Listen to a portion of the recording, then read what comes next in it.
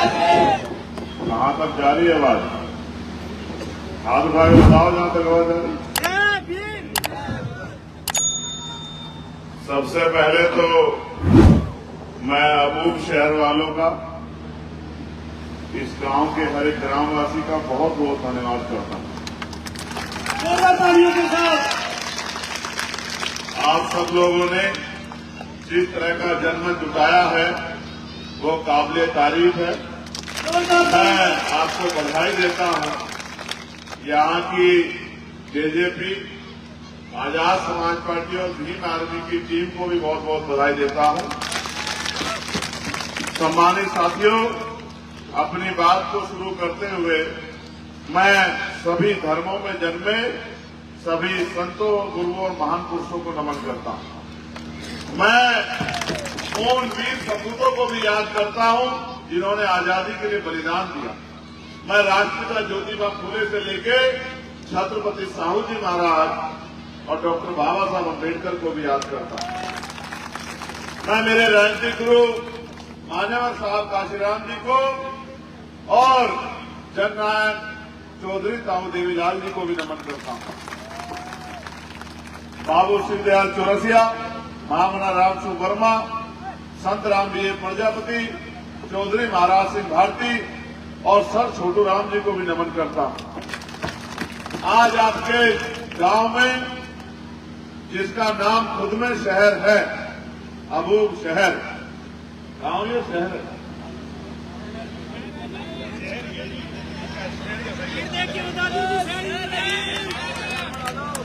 देखो संख्या देख के तो लगता है कि जिला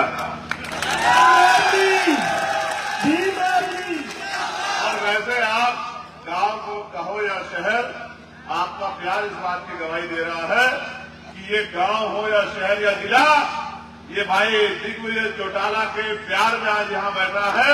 इस बात की गवाही जो है ये जगह दे रही है। मेरे साथ चल के आए भाई सतपाल जी, भाई अमित कसाना जी, भाई करनैल सिंह होटा जी, चेतराम जी, अमन जी, रोशन जी, बलवीर जी और यही आपके क्षेत्र की सेवा कर रहे वीरेंद्र कुमार जी, रामस्वरूप भाटिया जी, मोनू जी, जगदीश जी, राजेश जी भाटिया जी, सुभाष जी, प्रदीप जी, सोनू जी, महेश जी, विनोद जी, धर्मपाल जी, मदन जी, मनीष जी, प्रेम जी, मोनू भाई, मिट्टू जी, बबलू जी, नकुल भाई, कृष्ण भाई और सनी भाई, मैं इन सबका भी धन्यवाद देता हूं। आपने पगड़ी पहना के जो मान सम्मान दिया उसके लिए बहुत बहुत धन्यवाद। लेकिन असली पगड़ी तो 5 तारीख को जब विधानसभा के चुनाव में आप पोलिंग बूथ पे जाओगे तो असली सम्मान तो तब होगा जब आप मेरे बात पे पहरेदारी करके और भाई दिग्विजय चौटाला को चाबी का बटन दबाकर वोट देकर कामयाब करने का काम करोगे। सम्मानित साथियों, और मैं अपने विशेषकर नौजवान साथियों से कहना चाहता हूं, इतना आसान नहीं कर सकते। ये आजादी प्राप्त करने के लिए बहुत सारे वीर सपूतों ने बलिदान दिए हैं, कुर्बानियां दी हैं, अपने प्राण न्यौछावर किए हैं और उनके परिवारों को भी तमाम तरह की मुसीबतें सहनी पड़ी।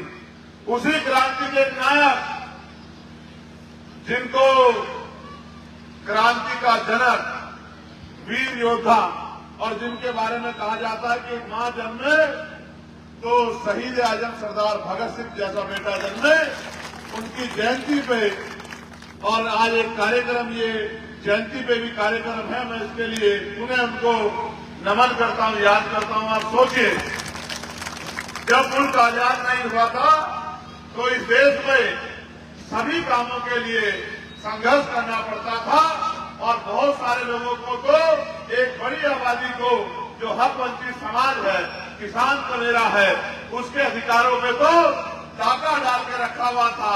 राजा महाराजा राज करते थे और राजाओं का जो आदेश होता था वही देश की जनता को मानना पड़ता था। अंग्रेजों का राज था, लेकिन फिर गुलामी की बेड़िया जो मुफ्त में नहीं करती उसके लिए बलिदान देना पड़ता है, वो गुलामी की बेड़िया कटी और भारतीय संविधान लागू हुआ, हर आदमी बराबर होगा, हर आदमी को आगे बढ़ने का अधिकार होगा, हर आदमी वोट का प्रयोग करेगा। जनता तय करेगी कि कुर्सी में कौन बैठेगा और जनता तय करेगी कि कुर्सी में कौन पटका जाएगा। किसी का घमंड नहीं रहेगा, किसी का अहंकार नहीं रहेगा। जनता जिसको चाहेगी, चाहे वो किसान का बेटा हो, चाहे वो गरीब का बेटा हो, चाहे वो मजदूर का बेटा हो, चाहे प्राइमरी स्कूल के मास्टर का बेटा हो, चाहे वो कम पढ़ा लिखा हो या पढ़ा लिखा हो, जनता जिसको वोट देगी वो कामयाब होगा। लेकिन महसूस करो, आजादी से पहले तो राज जब बदला जाता था तो गोलियां चलती थी, तलवारें चलती थी, भाले चलते थे, युद्ध होते थे, तोपें चलती थी, हजारों हजारों लोग शहीद होते थे, जमीन रक्त रंजित हो जाती थी, तब जाके राज बदलता था। लेकिन बाबा साहब अम्बेडकर के सब प्रयासों से आज हमारी उंगली में वो ताकत है कि हम जिसको चाहे बिठा दें और जिसको चाहे धरती पर टिका दें। तो इस वजह से ये कहा जाता है कि लोकतंत्र में जनता में शक्ति होती है। आज हम जनता की अदालत में हैं। मैं भाई दिग्विजय और इनके जो विपरीत में कैंडिडेट खड़े हैं, मैं उनको कुछ नहीं कहना चाहता। वो जैसे आप बेहतर जानते हैं, मैं तो पार्लियामेंट में हूँ, लगातार आपके मुद्दों में आवाज उठाता हूँ। इसका एक उदाहरण बताता हूँ। अगर आप आवाज उठाते हैं तो सरकार की जवाबदेही होती है। मैं एक उदाहरण बताता हूँ, आप अपने आप से सवाल करना।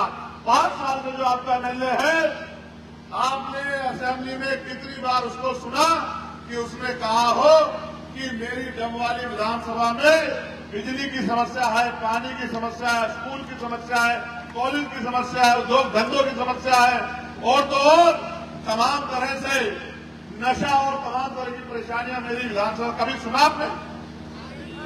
सुना? दोनों हाथ बढ़ बताओ, सुना?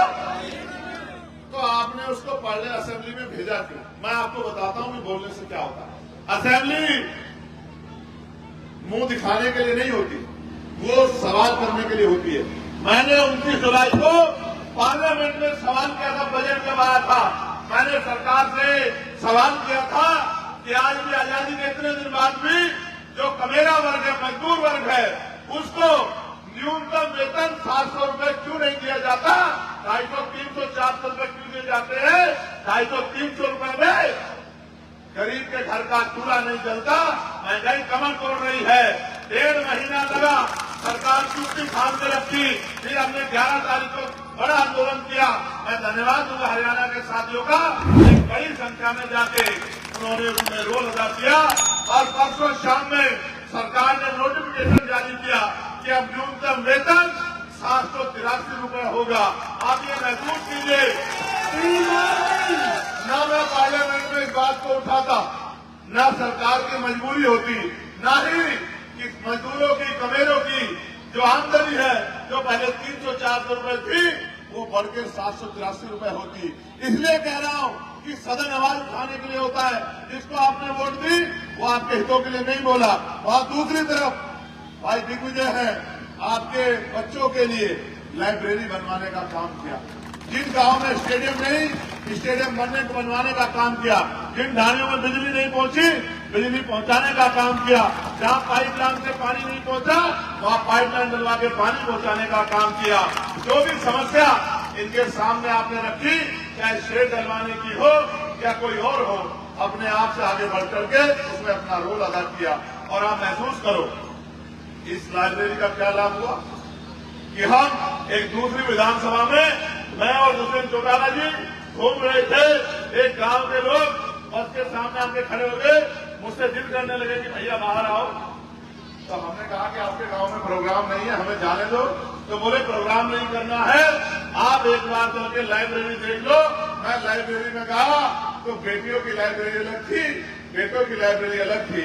मैं बैठ गया तो पगड़ी में स्वागत करने के बाद वो मिठाई लेके आए। तो मैंने पूछा मिठाई किस किसी में खिला रहे हो? तो उन्होंने कहा इस लाइब्रेरी की वजह से 18 बच्चे जो हैं हमारे नौकरी में लगे हैं, इसलिए ये मिठाई हम आपको खिला रहे हैं। कि आपने अच्छा प्रयास किया कि किसान कमेरे और वो भी नौजवान जो बदलाव चाहते हैं वो एकजुट होकर आपकी ताकत बनेंगे। इसलिए मैं सोचता हूँ ये वो काम है जो डॉक्टर बाबा साहब अम्बेडकर चाहते थे। उन्होंने कहा शिक्षा शेरनी का दूध है, जो पिएगा वो दहाड़ेगा। और इस वजह से आज ये बेटा आपका भाई मेंबर ऑफ पार्लियामेंट है और पार्लियामेंट में आपके हितों की रक्षा के लिए सवाल खड़ा करता है। चाहे सामने मोदी जी हो या उनका कोई मंत्री हो, सबसे आंखों में आंखें डाल के आपके अधिकारों की रक्षा करने के लिए आवाज उठाता है। आप महसूस करो, ये बाबा साहब अम्बेडकर का धन्यवाद देना चाहिए कि उन्होंने वोट का अधिकार अंतिम व्यक्ति को दिया, जिसके कारण गरीब का बेटा भी मेंबर ऑफ पार्लियामेंट बना, वरना यहाँ तो पैसे वाले लोगों का राज है। सम्मानित साथियों, महसूस करो कि आज हम पार्लियामेंट में हैं तो अपने लोगों के अधिकारों की रक्षा कर रहे हैं। सड़क पे थे तो सड़कों पे लड़ रहे थे, 16-16 महीने जेल काटी, लाठियां खाई। किसान आंदोलन में 13 महीने किसानों की रीढ़ बनके उनके हर लड़ाई में साथ खड़े होने का काम किया, उनके हर बंद को कामयाब कराने का काम किया। जब पहलवान बेटियों की अस्मिता पे आ गई तो दिल्ली जंतर मंतर में आंदोलन करके उनकी ताकत बनने का काम किया, बेटियों के सम्मान की रक्षा करने का काम किया।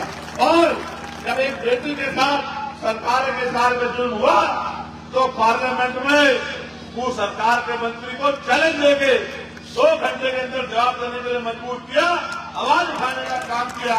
तो मैं तो सड़कों पे पार्लियामेंट में लड़ रहा हूं, लेकिन आप ये बताओ, कभी आप इसको जिताते हो, कभी उसको जिताते हो? क्या लोकतंत्र किसी जिताने हराने के लिए है या अपने बच्चों के भविष्य को मजबूत करने के लिए है, अपने क्षेत्र को मजबूत करने के लिए है, या फिर खुद जीतने के लिए है? जब आप वोट के आधार पर अपने मन चाहे व्यक्ति को वोट देके कामयाब बना सकते हो, फिर इधर उधर क्यों देखना? जो आदमी बिना किसी पद के आपकी मदद के लिए, आपके बच्चों के उज्जवल भविष्य के लिए काम कर रहा है, सोचिए अगर वो आदमी असेंबली में होगा तो आपकी कौन सी समस्या ऐसी होगी जिसकी आवाज नहीं उठेगी? आप महसूस करके देखो।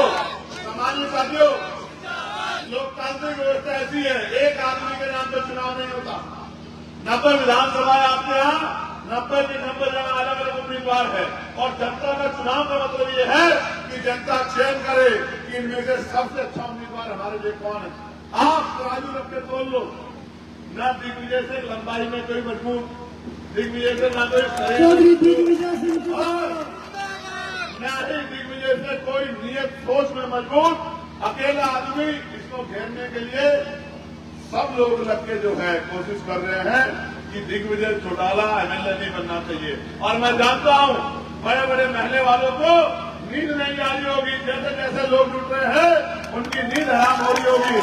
लेकिन मैं अपने छोटे भाई दिग्विजय जी को कहना चाहता हूं कि अमीर आपका साथ देना दे, ये गरीब जिनके लिए आप लड़ रहे हो, ये आपके साथ खड़े हैं, और आने वाली 5 तारीख को वोट की जोर से बताएंगे कि कौन इस क्षेत्र का एमएलए बनेगा, किसके सर पे पगड़ी सजेगी। मैं तो आपसे अपील करता हूं, मेरे नौजवान भाइयों, संघर्षों के साए में घनघोर जवानी पलती है और बिहार जो झुक जाता है, इस और जवानी चलती है। जब नौजवान खड़ा हो जाता है तो अंग्रेजों के दांत भी खट्टे हुए हैं और बड़े से बड़े सामंतियों के दांत भी खट्टे हुए हैं। मैं अपने युवा साथियों से कहना चाहता हूं कि निकलो घर से और मैदान जीत लो। आज मैदान आपके लिए है, मैदान खुला है, जीत जाओ। अगले 5-6 दिन है, गांव बच्चों में निकल के लोगों को तैयार करके और वोट की जोर से बताओ कि हम जिसे चाहे कुर्सी में बिठा देंगे और जिसको चाहे कुर्सी से गिरा देंगे, और घबराने की कोई बात नहीं है। जब तक चंद्रशेखर आजाद है, क्या आपको घबराना चाहिए? जोर से बताओ, घबराना चाहिए? जोर से बताओ, घबराना चाहिए? और पहले तो 1 और 1 थे, अब तो 1 और 1 11 है। किसी भी चीज में किसी से कमजोर नहीं है, जिसका जैसे मनाओ पाला खींच के देंगे, पता लग जाएगा कि कौन कितने दम में। हम तो संविधान के आधार पे, वोट के आधार पे आपकी ताकत बनाना चाहते हैं। मैं आपसे अपील करता हूं, 2 तारीख को वोट डाउन है हमारा जलसा। उस जलसे में मेरी और हमारी पार्टी संगठन और जेजेपी के पार्टी संगठन नेताओं की हिम्मत बढ़ाने जरूर आना। आओगे नहीं आओगे? दूसरा, 5 तारीख को जब वोट डालने जाओ तो 1-1 वोट गठबंधन के प्रत्याशी मेरे छोटे भाई दिग्विजय चौटाला जी को चाबी का बटन दबाकर कामयाब बनाने का काम करना। डॉक्टर बाबा साहब अम्बेडकर कहते थे, political power is the master की। राजनीतिक सत्ता वो चाबी है जो आपकी सारी परेशानियों का हल कर देगी। और अच्छी बात यह है कि यहाँ तो हमारा निशान भी चाबी है, इस चाबी को आप दबा देना, आपकी समस्याएं हल हो जाएंगी। और एक आखिरी बात मुझे ये कहनी है, ये प्रचार का इससे बढ़िया माध्यम नहीं है। आप मेरी इस बात को मान लेना, आपकी जेब में फोन है ना, है या नहीं है? सबके फोनों में 100 नंबर होंगे नहीं होंगे? तो यार एक एक घंटा फोन का प्रयोग कर लो। मासी को, माता को, चाची को, चाची चाचा को, और भाई की ससुराल में, बहन की ससुराल में, बुआ के यहाँ, सबके यहाँ फोन कर देना जो डब्बाली में रहते हैं कि भाई वोट गठबंधन के प्रत्याशी और नौजवान नेता दिग्विजय चौटाला को देनी है। और हमारे यहाँ तो एक कहावत है, हम हरियाणा के साथी सुनाते थे कि आसान तरीका ये है कि हर साला अपने साले को फोन करेगा और अपने साले को फोन करके कहेगा कि भाई वोट इस आदमी को पानी। फिर वो दूसरा साला अपने साले को फोन करेगा और वो तीसरा साला अपने साले को फोन करेगा। और जब हर साले को फोन करेगा तो कौन साला बच जाएगा जिस तक हमारी बात चली जाएगी? तो हर घर तक हमारी बात चली जाएगी और फिर ये पक्का हो जाएगा 5 तारीख को कि भाई दिग्विजय यहाँ से एमएलए बनके विधानसभा जा रहे हैं। आपने इतना प्यार सम्मान दिया, मैं दोनों हाथ जोड़ के आपका धन्यवाद करता हूँ।